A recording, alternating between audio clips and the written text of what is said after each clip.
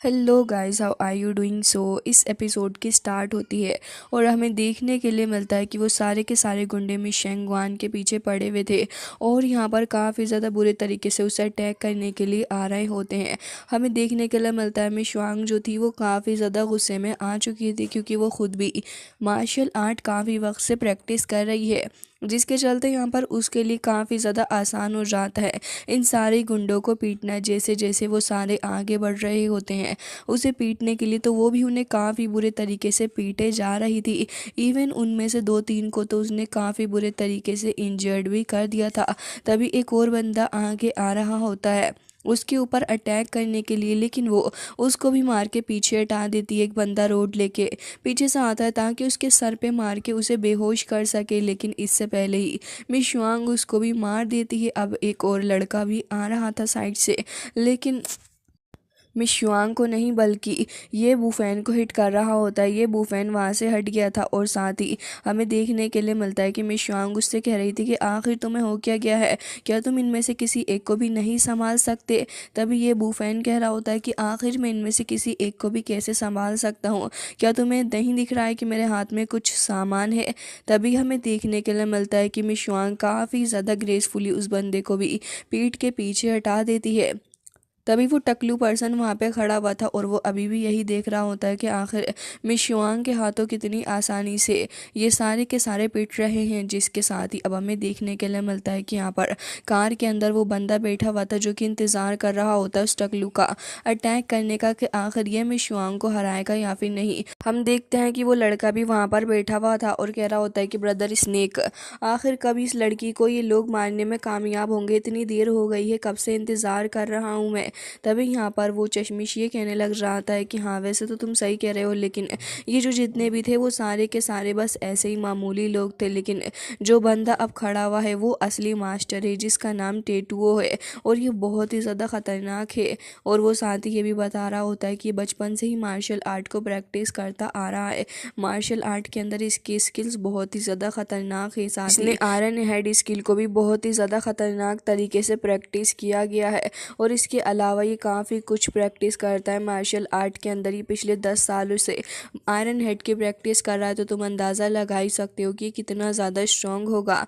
ये सुनने के बाद उसे ट्रस्ट हो जाता है और कह रहा था कि ब्रदर स्नेक, तो फिर ये लीजिए जो कि मैंने आपसे वादा किया था। और वो यहाँ पर उसे और कह रहा होता है कि जैसा मैंने आपसे वादा किया था, ये लीजिए आपके पूरे 1 लाख रुपीज़। और कह रहा होता है कि बस मुझे किसी भी हालत में इस लड़की की लेग्स तोड़ के दे दो क्योंकि मुझे इस पर काफ़ी गुस्सा है। तभी यहाँ पर वो बंदा कहने लग जाता है कि इन पैसों को अभी यहीं रख दो क्योंकि मैं ये देखना चाह रहा हूँ कि आखिर वो जो लड़की है वो यहाँ पर क्या कर रही है और ये लड़की मुझे इतनी ज़्यादा फेमिलियर क्यों लग रही है। ऐसा लग रहा है कि पहले भी इसको कहीं देखा है।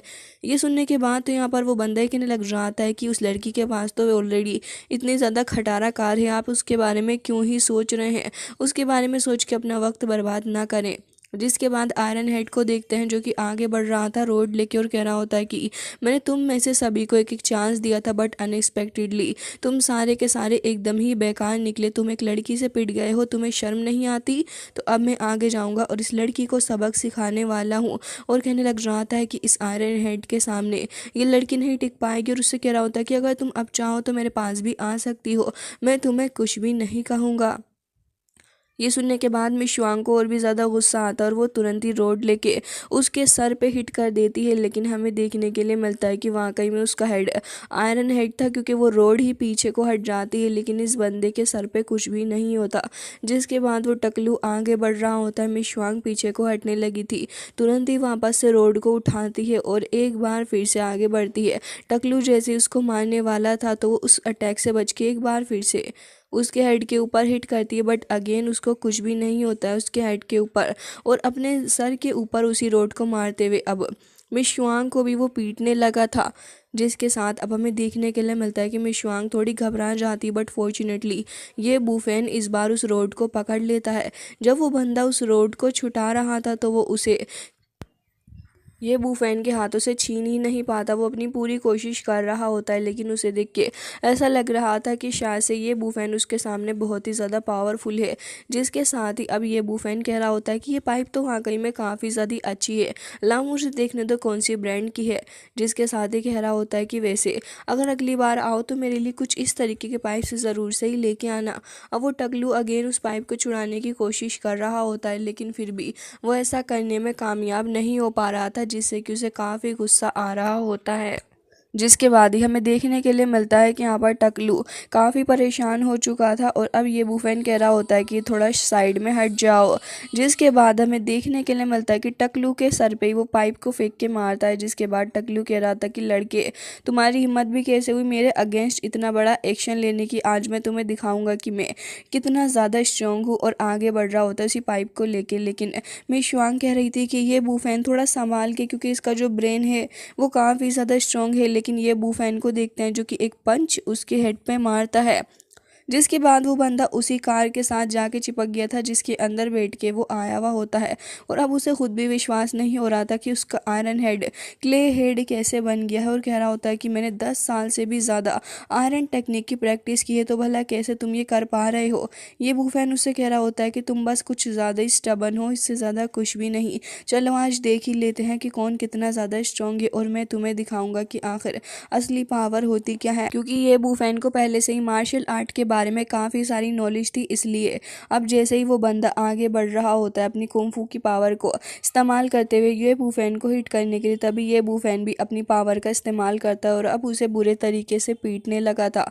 वो बंदा पूरी कोशिश कर रहा होता है, लेकिन जैसे जैसे वो आगे आता है ये बूफैन लगातार उसके आयरन हेड पे हिट करता है, जिससे कि वो और भी ज़्यादा ट्रिगर हो रहा था कि आखिर किस तरीके से कोई भी पर्सन उसके उस आयरन हेड पे हिट कर सकता है जिस आयरन हेड पे उसे इतना ज़्यादा प्राउड है। तभी वो एक बार फिर से आगे बढ़ता है, तो ये बूफैन को देखते हैं जो कि उसके सर पे काफ़ी ज़्यादा बुरे तरीके से अपने फिंगर से हिट करने लग जाता है। इवन जिस आयरन हेड पे रोड से भी असर नहीं हो रहा था, अब यहाँ पर उसकी फिंगर से असर हो रहा होता है, जिसके चलते अब वो अपने सर को ही पकड़ के वहीं पे रह जाता है। और हमें देखने के लिए मिलता है कि ये बूफैन कह रहा था कि अगर तुम चाहो तो मैं तुम्हें और भी अच्छा सबक सिखा सकता हूँ, और अब उसे और भी बुरे तरीके से वहीं पे पीटने लगा था। जैसे ही कार के अंदर से वो बंदा ही सब कुछ देखता है और साथ ही इसे नज़र आ जाता है कि यहाँ पर ये टकलू भी पीट रहा है, तो अब उसे काफ़ी ज़्यादा गुस्सा आ रहा था। हालांकि तभी यहाँ पर ये बंदा कॉल करने लग जाता है पुलिस को, तो स्नेक उसको कह रहा होता है कि आखिर तुम पुलिस को कॉल क्यों कर रहे हो, तुम पागल हो चुके हो क्या, तुमने मुझे ट्रिक किया है। ये तो यहाँ पर इतना ज़्यादा पावरफुल लड़का निकला, तुमने कहा था कि वो एकदम ही बेकार है और कुछ भी नहीं कर सकता, लेकिन इस लड़के ने मेरे सबसे ज़्यादा पावरफुल आदमी को कितने बुरे तरीके से पीटा है, और अब तुम यहाँ पर पुलिस को भी बुला रहे हो।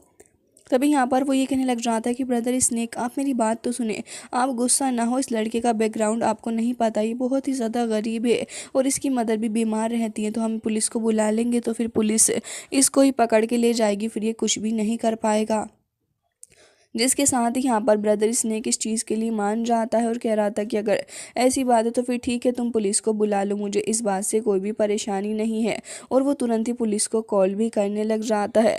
दूसरी तरफ ये बूफैन को देखते हैं जो कि अब उस टकलू को पकड़ लेता है और उससे पूछ रहा था कि तुम्हें यहाँ पर किसने भेजा है। और साथ ही शुआंग को देखते हैं जो कि अब वहाँ आ गई थी और कह रही होती है कि मुझे ये बताओ, जब तुम पहले से ही कुंफू के अंदर इतने ज़्यादा अच्छे हो तो फिर तुम क्यों मेरी हेल्प करने के लिए नहीं आए, क्या तुम्हें बिल्कुल भी शर्म नहीं आती। ये सुनने के बाद ये बूफैन कह रहा था कि ऑलरेडी मेरे हाथ में कुछ सामान था, ऊपर से तुमने भी कह दिया कि मैं यहाँ पर साइड ही रहूँ, तो फिर मैं भला क्यों ही आता। मैं साइड में ही रहा और देखता रहा कि तुम किस तरीके से इस बंदे को पीटोगी। अभी वो बंदा यहाँ पर काफ़ी ज़्यादा इनोसेंटली बिहेव कर रहा था और शुआंग उसे पीटने लग जाती और कह रही थी कि आखिर तुम इतने ज़्यादा बुरे कैसे हो सकते हो। अब वो बंदा कह भी रहा था कि मैडम प्लीज़ मुझे छोड़ दो, मेरी ही गलती है, लेकिन फिर भी अब वो भी ये बूफैन की तरह उसके टकलू पे ही लगातार स्लैब मारे जा रही थी, जिससे कि वो कह रहा होता है कि तुम इतनी ज़्यादा गुस्सैल क्यों हो लड़की, और उसको मना कर रहा होता है कि तुम प्लीज़ मेरे सर पे हिट ना करो, इससे मुझे काफ़ी पेन हो रहा है। जिसके साथ ही अब पुलिस भी वहाँ पर आ जाती है और अब हमें देखने के लिए मिलता है कि काफ़ी सारे पुलिस ऑफिसर वहाँ पर आए हुए थे। तभी एक सीनियर ऑफिसर जो होता है वो यहाँ पर काफ़ी गुस्से में था और कह रहा होता है कि आखिर तुम सारे के सारे यहाँ पर फाइट कैसे कर रहे हो, तुम्हें यहाँ पर फाइट करने की इजाज़त किसने दी है। और अपने लोगों से कहता है कि इन सभी को पकड़ लो। लेकिन यहाँ पर मिस वांग होती है जो कि इस बंदे को जानती थी और कह रही थी कि मिस्टर वांग आप यहाँ पर क्या कर रहे हैं। जैसे ही मिस्टर वांग देखता है कि यहाँ पर मिस वांग मौजूद है तो वो उसे पहचान जाता है कि ये तो है फैमिली की एक ग्रैंड डॉटर है और काफ़ी ज़्यादा प्रेस्टीज इसके पास में है। और कह रहा था कि मिस आप यहाँ पर क्या कर रही हैं। तभी यहाँ पर मिस वांग तो साफ साफ बता देती है कि ये जो टकलू बंदा है इसने हमारे ऊपर वेपन्स के थ्रू अटैक करने की कोशिश की है। ऑल्सो मेरी कार को भी इसने तोड़ डाला है और यहाँ पर सीन क्रिएट भी किया इस लड़के ने। जिसके बाद अब पुलिस ऑफिसर को देखते हैं जो कि अब काफ़ी गुस्से में आगे बढ़ रहा होता है और कह रहा था कि तुमसे किसने कहा यहाँ पर आने के लिए। तो मिस शुआंग भी उसके टकलू पे एक बार फिर से बजाती और कह रही थी कि बताओ। तो यहाँ पर वो बताने का नाम नहीं ले रहा होता फिलहाल। तो ये बूफैन कह रहा होता है कि अब तो यहाँ पर पुलिस इसको लेके ही जाएगी और साथ ही यहाँ पर हमें भी चलना चाहिए। तो मिस शुआंग ये कहने लग जाती है कि अच्छा पुलिस तो इससे डील कर लेगी लेकिन मैं जाऊँगी कैसे, तुम यहाँ से खुद अकेले चले जाओ क्योंकि मेरी खुद की कार भी ख़राब हो चुकी है। तभी यहाँ पर मिस्टर वांग अपने ही एक साथी से कह रहा होता है कि शाओ फेंग एक काम करो, मिस वांग के फ्रेंड को वहाँ पर पहुँचा दो जहाँ पर ये जाना चाहते हैं। ये सुनने के बाद तब ये वूफैन कहने लग जाता है कि अरे अरे पुलिस ऑफिसर आप तो गलत समझ रहे हैं, मैं मिस वांग का फ्रेंड नहीं हूँ लेकिन असल में मैं तो इसका अंकल। लेकिन तभी मिस वांग उसको रोक लेती है और यहाँ पर मिस्टर वांग समझ जाता है कि मिस वांग इस बारे में ज़्यादा बात नहीं करना चाहती। तो इसलिए यहाँ पर वो कहने लग जाता है कि ठीक है आपको जहाँ भी जाना है मिस्टर शाओ फेंग आपको छोड़ देंगे तो आप यहाँ से चले जाइए। जिसके बाद मिस शुआंग वहाँ से चली जाती है और ये बूफैन भी उसके साथ ही वहाँ से निकल रहा था।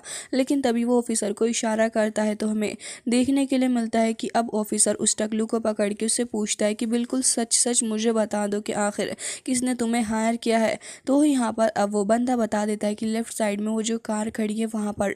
जिसके साथ ही अब वो यहाँ पर जैसे ही देखता है कि कार में एक बंदा बैठा है तो मिस्टर स्नेक तुरंत ही विंडो को बंद कर लेता है और यहाँ पर काफ़ी ज़्यादा डर गया था और कह रहा होता है कि अब मुझे समझ आया कि वो लड़की थी कौन। शांग युनथियान तुम्हारी वजह से मैं फंस गया हूँ, वो लड़की है फैमिली की यंगेस्ट ग्रैंड डॉटर है और अब मुझे नहीं समझ आ रहा कि मैं आगे क्या करूँगा। लेकिन इतनी देर में पुलिस ऑफिसर वहाँ पर आ जाता है और कह रहा था कि ज़रा इस विंडो को तो नीचे करना भाई साहब। जिसके बाद मिस्टर स्नेक डरते हुए तुरंत ही विंडो को ओपन कर लेता है क्योंकि उसके पास कोई दूसरा चारा भी नहीं था।